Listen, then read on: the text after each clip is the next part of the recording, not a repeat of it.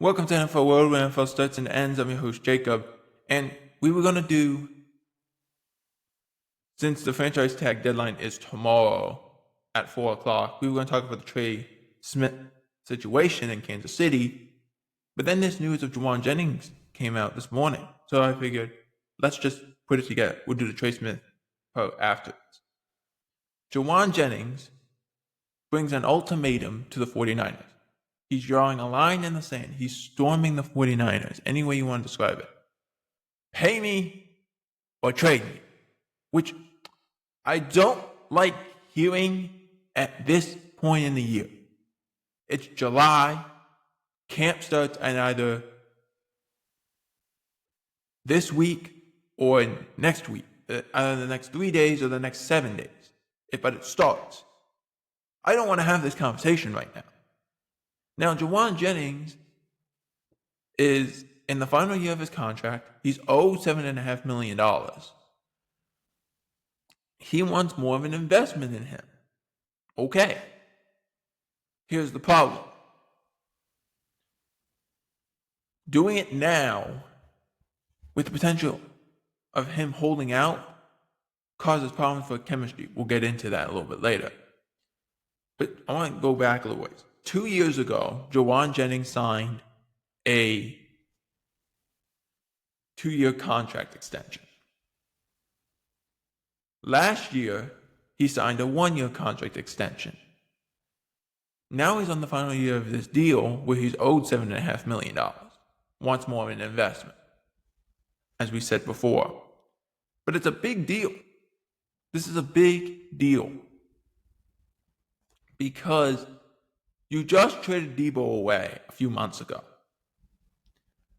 You paid Ayuk last year, who's coming off an injury.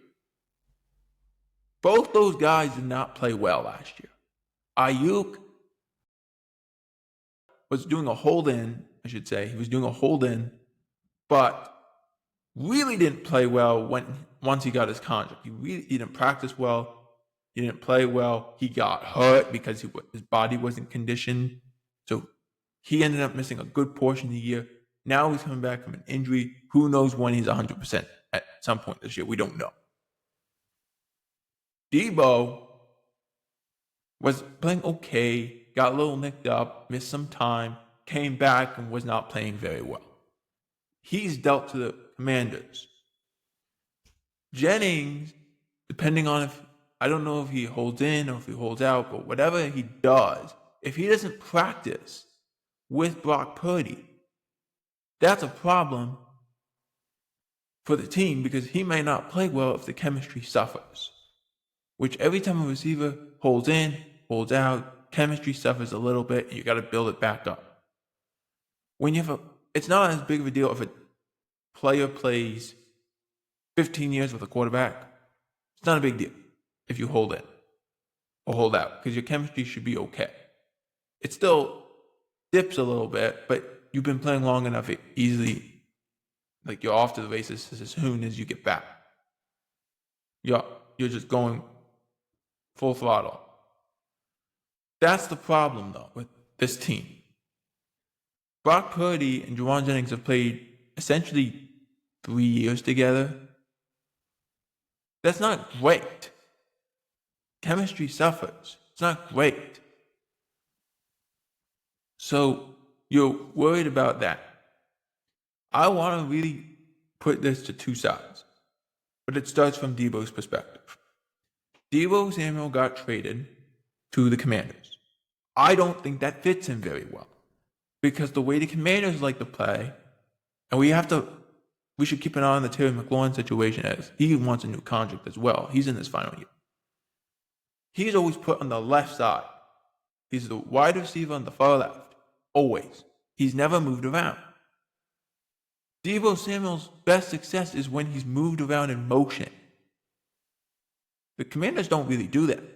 There's still creative ways you can do it to help out on those things, but for the most part, he's not going to be moved around, which I don't think benefits him very well.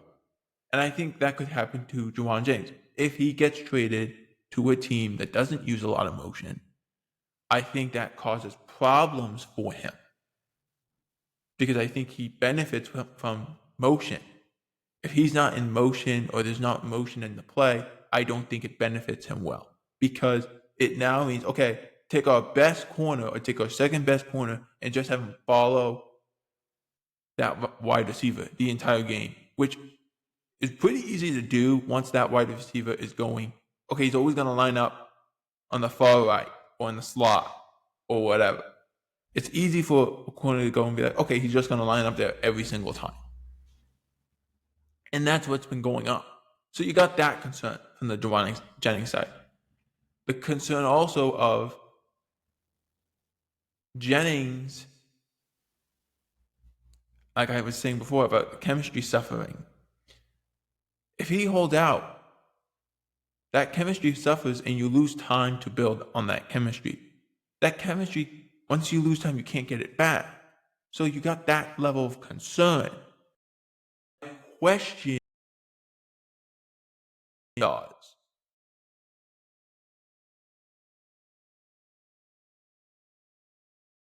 It's chemistry.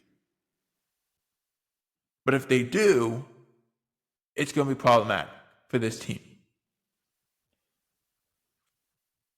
So there's the potential of him getting traded, not really getting it, but getting traded, utilize motion as much as the Kyle Shanahan system, which I don't think benefits him as a wide receiver. And then the fact of, oh yeah, he gets paid, he's got to pick up a system in a month.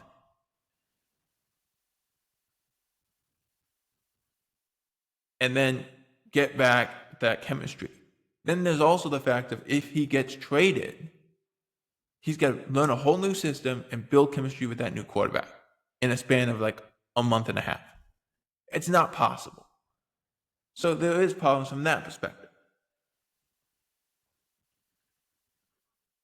So that's the JUAN Jennings side. The 49ers side is this.